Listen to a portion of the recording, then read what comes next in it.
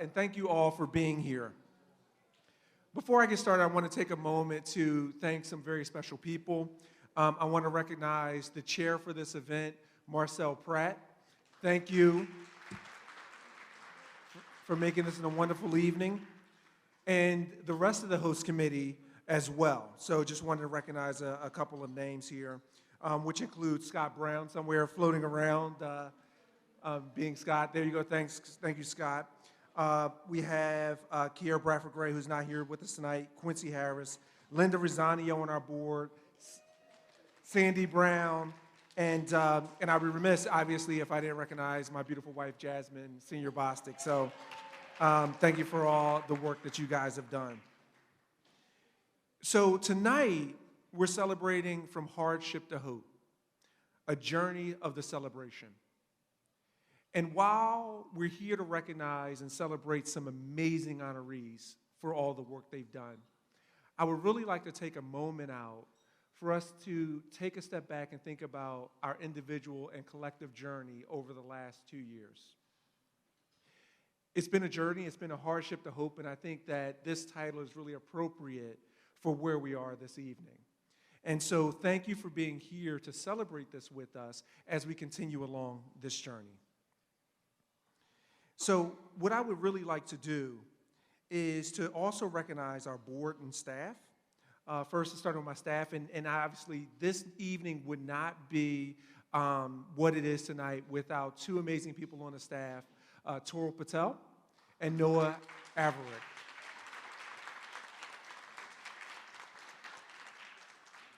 Thank you.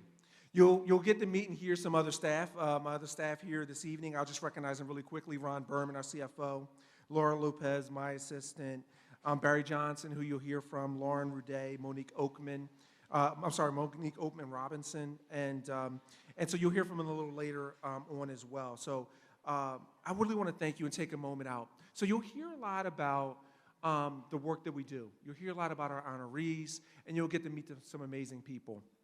So with that, I am going to get out of your way because I'll be back before the night's over and tell you a little bit more about the journey. So now I have the pleasure and the privilege to introduce Uplift's founder and board chair, Mr. Jeffrey Brown. Oh, there he is.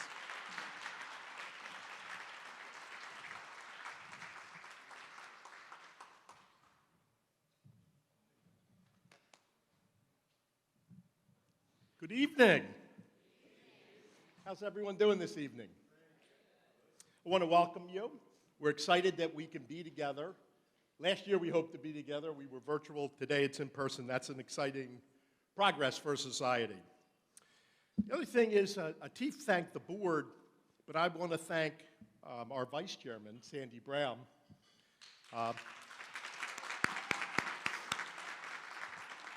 Of course, I thank the board as well. We have a real working board that's dedicated themselves to our cause.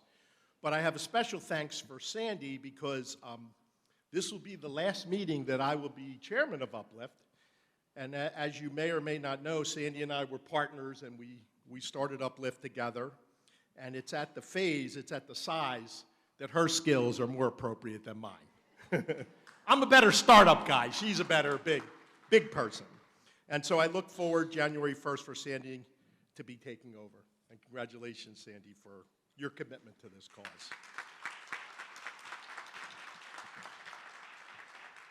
So my job tonight is to recognize another nonprofit leaders that are trailblazers. This is the Trailblazer Award. And sometimes I might have to do this, and I read about what they've done. But this trailblazer I got to experience firsthand. And there's a story to it, and I want to share the story with you because I think it's important. You know, Uplift trains returning citizens to achieve their rightful place in society. And you know, we've been successful, very successful.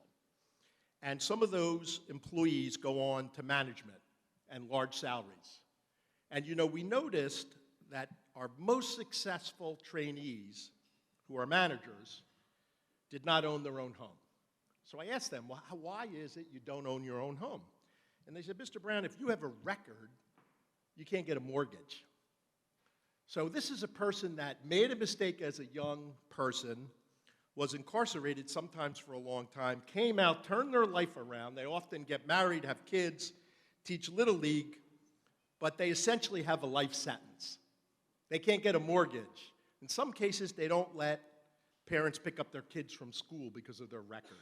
And the list of things they can't do is about 800 different things that we enjoy and don't think about, rights as a citizen, that they never get back. I thought that was outrageous, and I started to look for a way I could help our employees overcome this problem, and I found an organization, the initials are PLSE, Philadelphia Lawyers for Social Equity. And I met a guy there, Toby Oxum, and Toby may be the very most ambitious person I've ever met in my life. And you know, with Toby's leadership, innovation and drive, they have done 25,000 expungements since they were created. Can we give them a hand?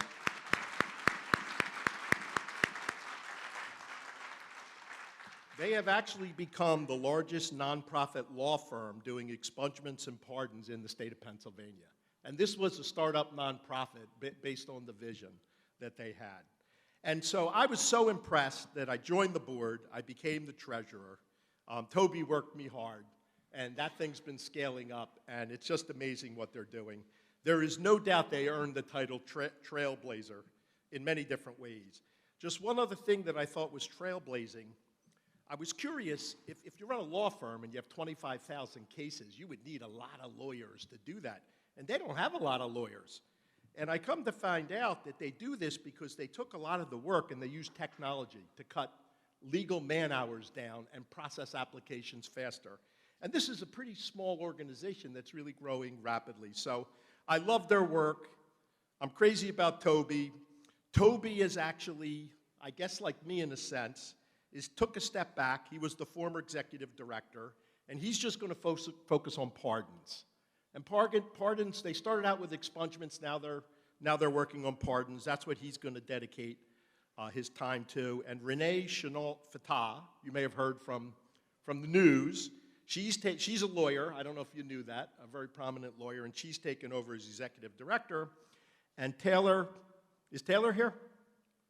Yeah, and Taylor is the deputy director. And I have been in City Hall with Taylor trying to get more resources so we can pardon more people, and she's a tiger too. So whatever it is about this organization, let's really celebrate their accomplishments. And Toby and Taylor, will you come up, please?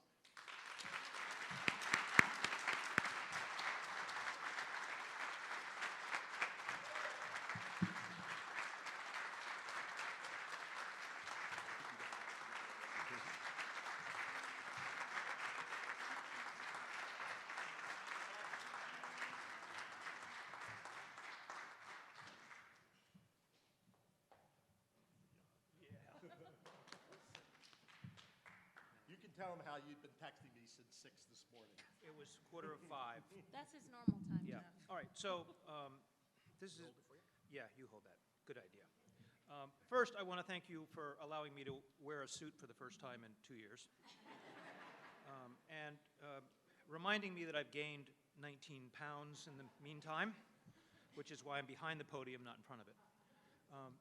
I'm old. She's young. I'm in my 5th career. I retired and came out of retirement to volunteer for an organization that helped people with criminal records. I'm a privileged white boy from the suburbs. What do I know from criminal records? You know, I went to Radnor High. I went to great college. I have 2 degrees from law school and graduate school. I had a great legal career in Philadelphia. I was a president of a university. You know, and I thought that, you know, if you committed a crime and you repaid your debt to society, you repaid your debt to society, and you came back and you did what you could. I started volunteering in 2017, and I was appalled by what I saw. I mean, honestly, I was appalled by what I saw. I had no experience with rap sheets. I got arrested once. If you Google me, you'll find it. But the worst thing that happened to me in Radnor, I had to call my dad in from the golf course. And he was really angry. But that's not what happens in Philly, right? And I went to some of the best schools in the country, and I had no idea what was happening when I was growing up. None. And everything I read is making me more and more angry about what our system is doing to people in the name of justice. This can't go on. This can't go on. I'm old, she's young, we're all around. We have to spread this mission. We got to release the shackles from people. We can't keep keeping people down. We can't keep filling in swimming pools. This is a time for us to expand. We have an opportunity to expand. It is when we can all come together and say, people ought to be allowed to reach their potential. It's in our own best interest to do that. I don't care where you grew up or what color you are. Everybody should be allowed to reach their potential. And it's a darn good thing that there are lots of younger people with energy to do it. So this is Taylor Pacheco. She's the Deputy Executive Director. And given a few more years, she'll be the Executive Director. Taylor.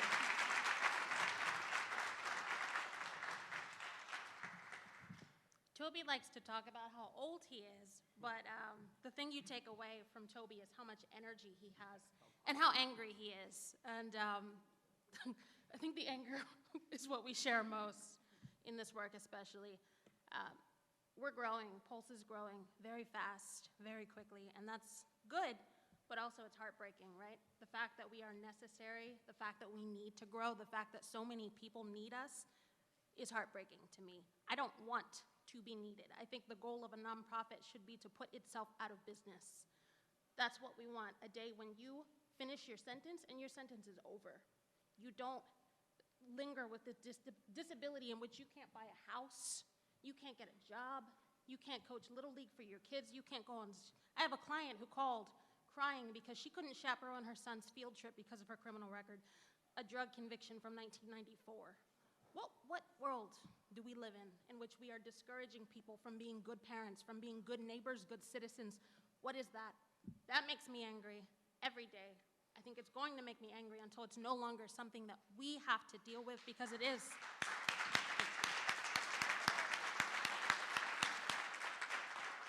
It is an us problem, right? This isn't them. This isn't people we don't know. These are our neighbors and our friends and our cousins and our family, and these are the people that we need to fight for. And I'm happy to. I'm honored to. I'm honored to work for people like Jeff and Toby who use their power, use what they have, and give it back to the people who need it most. And I'm grateful for all of you here in this room supporting this work. Thank you.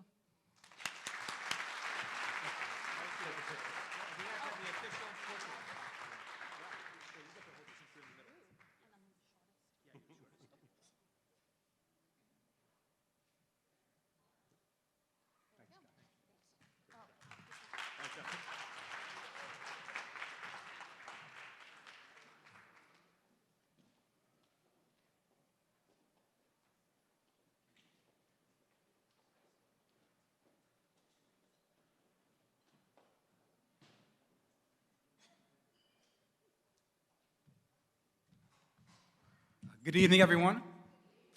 Hope you all are having a good time tonight. Some of us were saying this is the first time we've heard live music in a while, so hopefully we can get back to it and hear some more. But my name is Marcel Pratt. I am the managing partner of Ballard Spar's Philadelphia office, and also had the honor of serving as the chair of the host committee for tonight's event, and also very grateful to the other members of the host committee. But it's my honor to present this year's Changemaker Award, which Uplift Solutions presents to individuals who have taken action within our justice system to create positive change. And this year's awardee is Joanna Visser-Ajoyan, who has dedicated her career to public interest and specifically to advocating for young people in the adult criminal justice system. This work has always been important, but even more so in today's world when we have so many of our youth being vilified. So Joanna is the co-founder and co-director of an amazing organization called the Youth Sentencing and Reentry Project. Joanna works to keep children out of adult jails and prisons, and also to bring home people who were sentenced as children to life in prison without the possibility of parole. And saying that is just very powerful, because the idea of children being told that they have to serve the rest of their lives in prison, just something doesn't sit right with that. But given the fact that Philadelphia has sentenced more children to life in prison without parole, more than any other city in the country, and has the most juvenile lifers in the world, the impact of Joanna and her organization's work is immeasurable. And there are a lot of ways to describe Joanna's work, but I will say that the work that she does is the work of humanizing the existence of our marginalized children. And there are so many of her accomplishments that we could talk about. She serves on the board of directors for the Defender Association of Philadelphia, the advisory board of the Toll Public Interest Center at the University of Penn. So many other things. She's received a very long list of awards as well, which I won't recount here. But I think she received those awards not because she sought them or engaged in self-promotion, but because the proof of her work exists in the lives that she's changed.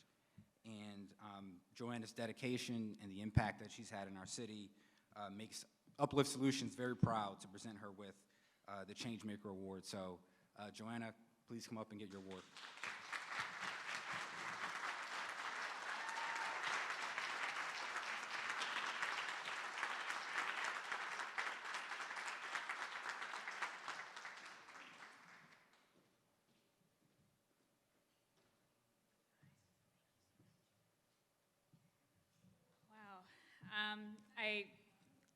I'm so deeply honored by this award. Thank you, Marcel, for those beautiful words. It is extremely meaningful to hear them from you, who I have so long admired and respected in this work. Thank you. And thank you, Uplift, for having this beautiful event, for uplifting the importance of this work. Atif, Jasmine, the staff and the board, Jeff and Sandy, I'm deeply, deeply humbled. Thank you, truly. I also want to thank my incredible colleagues at the Youth Sentencing and Reentry Project, some of whom are with me this evening, sitting right over there looking fabulous, and my husband, Aden, who has supported me in this work every step of the way. Thank you. So I promise I won't take more than my allotted 2 minutes, and Pulse is a hard act to follow. Pulse, you are our partners in this work too. Taylor and Toby, you're an inspiration. Yes to everything you said, and yes to the anger and to changing what we all see in the courtrooms and in our communities every day. But I did want to just share a brief reflection thinking about the statistic that you just shared, Marcel, that we are having this event this evening in the city that has sent more children to die in prison than any other place in the world. We are the world capital, the world leader for that practice of telling children that they will never leave an adult jail cell or an adult prison cell. And a little over 10 years ago at this point, I had the incredible honor as a young lawyer of working with Lauren Fine, the co-director at YSRP, and meeting many of the men and women who had been told that they would never leave prison when they were children. Sitting with their parents, with their family members, with their nieces and nephews who sat in the courtroom and experienced the anguish of being told that your son or your daughter or your cousin is never coming home, and they're 14 and they're 15. And we learned the most important lessons from those individuals. They are the reason that we started YSRP. They are the reason that we fight every single day to keep children out of adult jails and prisons, to walk alongside them as they come home in their reentry journey and connect them to powerful programs like Uplift. I can't tell you how meaningful it is to be able to connect them to Uplift and programs like Uplift. And then we are working ultimately to eliminate the practice of sending any child to an adult jail or prison and dismantling the laws that make this possible. And if you'll bear with me, one of the people that I had the privilege of learning from so many years ago, one of the people who had been told they would never leave prison as a child was John Pace, and John is sitting right over there. John came home almost 5 years ago after, and John, I hope you don't mind me doing this, but I'm going to do it anyway, after serving 31 years in prison from when he was a child. And he's been working at YSRP ever since, leading our reentry efforts, teaching us every day still. John, I want to thank you for being an inspiration, for inspiring us to start YSRP in the first place, for teaching us, for being our guide, for teaching us what it means to lead with integrity, and to really center a commitment to self-determination every day in our work. And I want to dedicate this award to you. Thank you.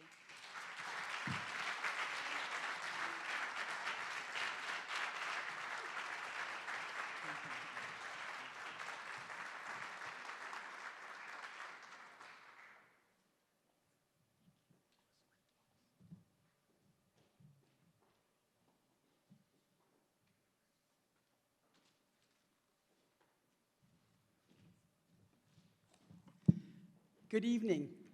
My name's Linda Rosanio, and I'm thrilled to be here tonight. And I just want to first thank all of you for making the effort to be here, because just hearing some of these heartwarming stories are just, one little snapshot of the work that is done every day by this organization. And even though I think we mentioned that I'm a long-term board member, it's 10 years now. We just celebrated last year our 10th anniversary, and I was a founding member of the board. So I have been here to see the work, the hard work, and the tenacity of this organization. And as a 35-year veteran of the marketing community in Philadelphia, I can tell you that I've worked with all kinds of nonprofits, and today my daughter carries on that legacy with her agency, doing marketing work to support nonprofits and organizations that need assistance. And this has just been the most amazing journey for me, working alongside both Jeff and Sandy, and then Atif. These are people that dedicate their life to these causes. They work tirelessly. They're so committed to what they do to make everyone's life different and better, and every day they're looking for ways to do that. So I'm really proud to be here tonight to present the Visionary Award. Soojie Moore works to reduce poverty and gun violence by inspiring young adults through his work as a filmmaker. He is the creator and producer of the docuseries Walkies, which highlights the transformation stories of the formerly incarcerated. After serving 12 years in prison, Soojie returned to his West Philadelphia roots. I think he told me Delaware County. He said, I lived in Sharon Hill right nearby for at least 3 or 4 years of my life, to provide resources to the disadvantaged community he left behind. Soojie also serves as the 52nd Street Corridor Manager at the Enterprise Center, where he operates a resource center, facilitates West Philadelphia-based community projects, and provides support to businesses along the corridor. Uplift Solutions is proud to present Soojie with the Visionary Award for demonstrating creative foresight and unique vision to shape our community. Congratulations, Soojie.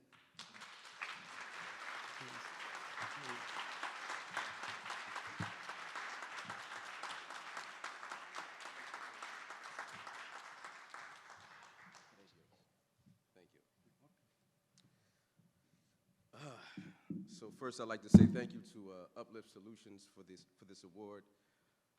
It's always weird standing on the stage to receive an award because at the end of the day, I committed crimes. I made horrible decisions that led me to doing a lot of time in prison. So I don't really look at myself as the one who had the vision. I look at my parents as the one who had the vision because they continued to invest in me when I really didn't believe in myself. Yes, I am fortunate enough now to do cool things in the community. I'm facilitating community-based projects, rebuilding the playground, community gardens. We have a secret project on 52nd Street that we're doing. And I do cool things like produce documentaries. And it's always beautiful when somebody comes to me and says, hey, I watched one of your episodes and it really changed the conversation amongst my family and it represented the things that people in my family have gone through. And I'm thrilled to hear that, but I always think back to the people who suffered because of the decisions that I've made.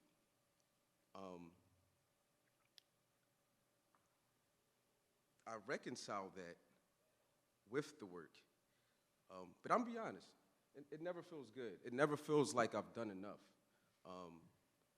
But I also recognize that my experience is meaningful when I'm out here now and I see so many people doing the work of trying to make a difference in our criminal legal system.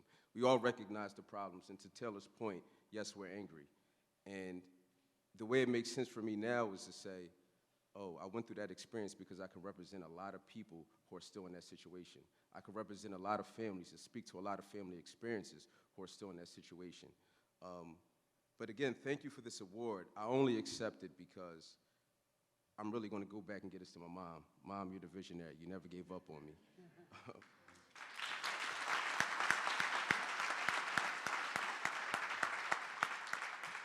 But there's one more group of people in particular I want to thank, and one guy especially. There's a term from my community called old head.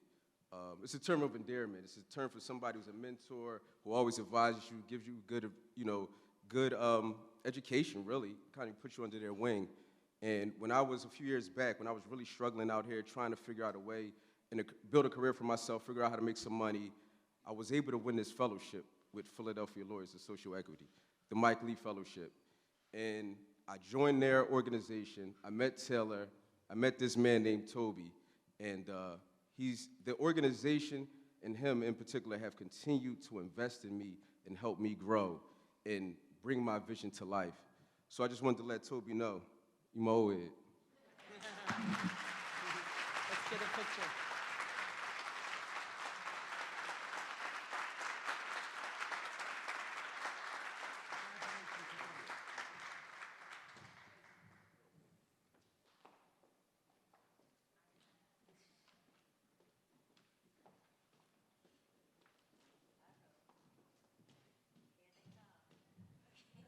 We're here, Sandy. Good evening, everyone. Good evening, everyone. Good, there we go. Listen, this is our first time in a while being able to be in person, so let's enjoy it. It's been a long time of sitting in front of cameras and Zoom and doing those, so this feels good to be able to do this now, so I'm excited.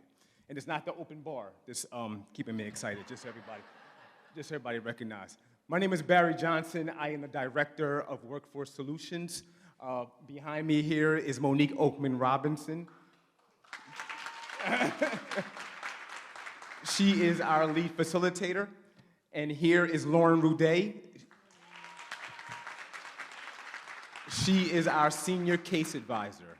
And we have the honor of presenting awards for the unparalleled perseverance. Perseverance is one of those key attributes that grabs our attention in any success story. If you think about it, right, you recognize the end of the success and you love that, but really what really grabs you is how the person got there, right? The story behind it. How did they get there? What did they have to go through? What obstacles did they face and how did they overcome them? That's key for any success story. That's what gets us excited. If you've been dealing with returning citizens for a long time, you know that those obstacles are monumental. You recognize they're monumental, and a lot of those obstacles don't start from the time they're incarcerated. They start at a very young age. Some of those obstacles can be something as abuse, homelessness, addictions, unemployment.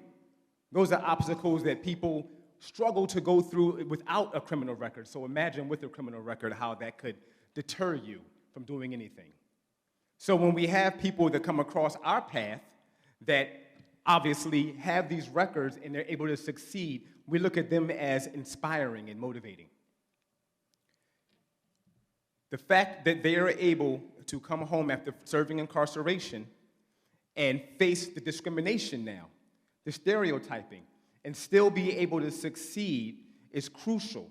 And it's critical to us and who we are, and we can get emotional. Lauren's been crying for about 5 years straight. She hasn't stopped crying since the program started. It's like a constant loop of The Notebook playing in her mind constantly. She cries all the time. But that shows our investment. That shows how we feel, and obviously we're very passionate about our work.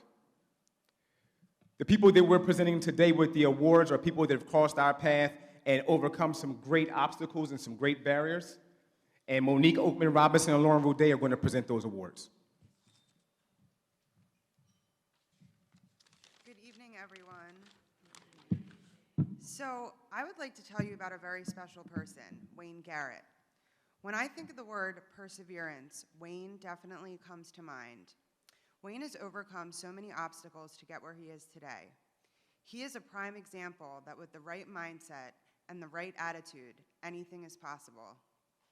When I interviewed him 2 years ago for the Uplift program, his positive attitude and determination impressed me beyond words. It's impossible not to smile when you are in his presence. His motivation and positive outlook on life could lift anyone's spirits just by speaking with him. When he started Uplift, he decided to dress up, not because it was required or because he was trying to impress, but because he was dressing for the job he eventually wanted. Wayne wanted to be more than just an employee or a participant. He was striving to be the best, and it was noticed.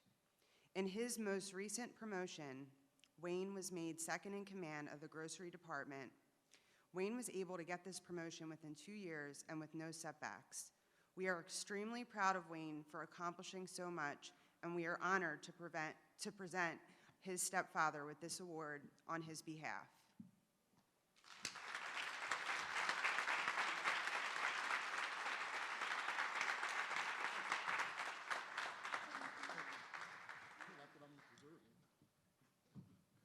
Thank you, everyone.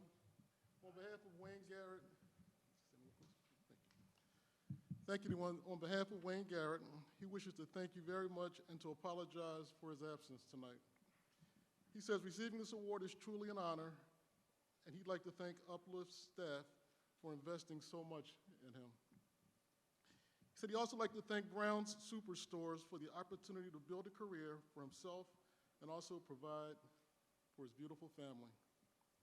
He says the Uplift program is needed in the community because it helps restore formerly incarcerated individuals back into society, giving them a chance to provide for their loved ones. So in closing, Wayne says, know that if you support Uplift, you're supporting a community, and you're making a big, big difference. Thank you.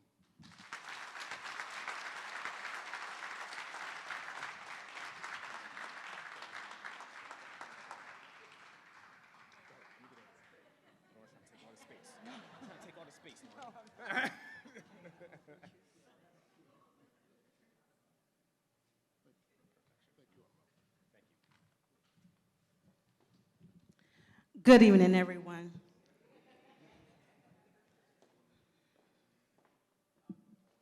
This indeed is an honor. I know we all can recall a look in a mom's eye when she looks at you. We all know what it meant when she looks at you. 2019, when I walked into the room and I saw the honoree, I looked into her eyes, and all I saw was determination. This young lady is so deserving of the Unparalleled Perseverance Award. And till that day, she has not lost the tenacity. And I want to say my experience with this young lady has been wonderful. In the classroom, you need someone to give back as you give. And that's one thing I could always remember about this young lady. So I want to say to the honoree, thank you so much for not giving up on yourself. And I'm going to encourage you and everyone else to continue to put your dreams and your goals in front of you. Continue to chase them. Not only chase them, but fulfill them. To the honoree, Miss Adrienne Shaw, please receive your award.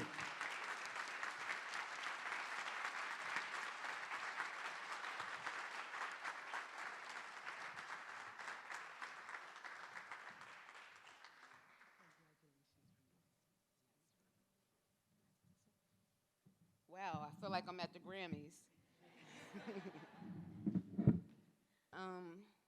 I am both humbled and appreciative for this opportunity. To my family, especially my village, Mom, Janine, Kyle, and Crystal, I love you all so very much. I would like to say thank you to Jeff and Sandy Brown, Atif Bostic, Barry Johnson, Lauren Ruday, and Monique Oakman Robinson, who I affectionately call Miss Gold Star. and to everyone who has made Uplift possible. Thank you for seeing me, not by the mistakes I may have made, but for who I really am. Thank you for advocating for me and for helping me to overcome certain obstacles, because Lord knows I sure did need it. I'd like you all to know that the work that you do is certainly not in vain. Since my conviction, I have been made to feel so many different ways: doubtful, rejected, and worthless, to name a few. I have been overlooked, counted out, and oftentimes felt like the weight of the world was on my shoulders. However, try as they may, those things may have slowed me down, but they did not break or stop me. As long as I still have breath left in my body, each and every day that I wake up, I will stand tall, hold my head high, and keep pushing. I will continue fighting to overcome any strongholds that try to stifle me or my growth. One last thing I want you all to remember on this evening is never underestimate the strength of a chain breaker. Thank you.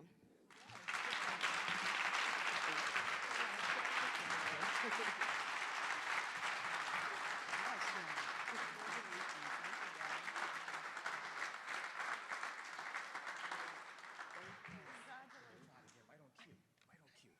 Good job.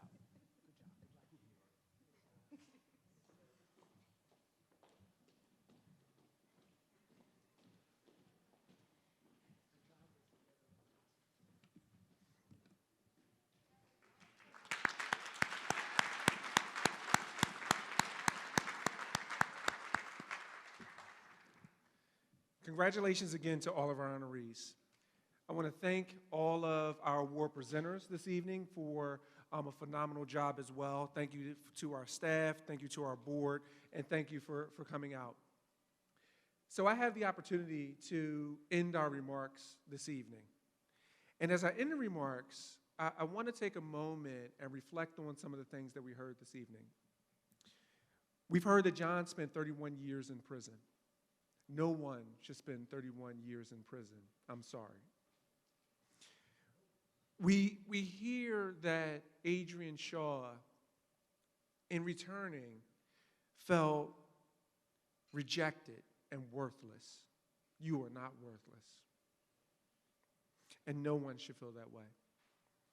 You heard Toby and Taylor talk about the anger that they have. You heard Barry talk about the perpetual tears that Lauren sheds. And I'll say to you, if you leave this evening without feeling any bit of anger, without having any tear in your eye, then we did something wrong. Because today, what you've seen is, again, a journey. You've seen what it means to go from hardship to hope.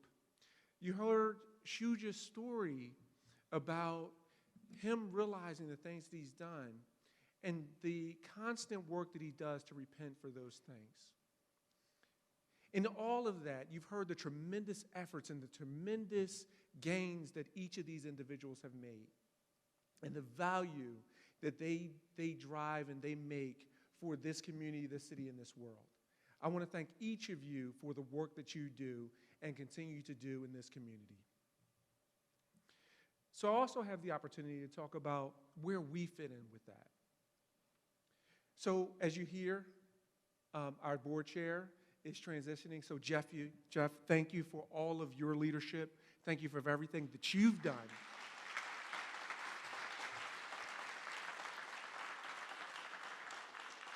While you be missed here, we'll still be close, so you'll still be around. So thank you for that.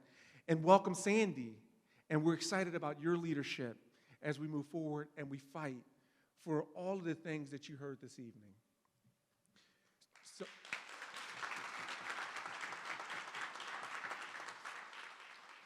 So what I want you to look out for is in 2022, we'll be opening centers where they're resource centers for individuals that are contacted by the criminal justice system. So that's formerly incarcerated. That is someone that's been on probation, whatever that looks like. But we're going to open centers that are going to be there to support every single individual so they don't feel the way Adrian feels. So they can help to work with individuals like Soojie to stand up programs to help other people. We're also going to continue to work with the district attorney's office and do phenomenal diversionary work so we have individuals that don't end up in these circumstances, in these situations. We're going to continue to open more workforce centers where we can provide the training and support that individuals need to be successful. And that's where I look to you. I look to you to ask for your support, not only financially, but also to give back by way of your talent and your time. And you can do it with our organization. You can support by working with us in our partnership with Pulse, with Toby and with Taylor and the work that they're doing. And so thank you for this evening. Thank you for coming out. It does not stop here. It keeps going. This is just the start. Thank you for being here. And I want to say goodnight, but it's not goodnight yet. We're going to turn back up the music. I want you guys to have fun. So, I want to bring it back up. That was a little somber. So we'll bring it back up a second.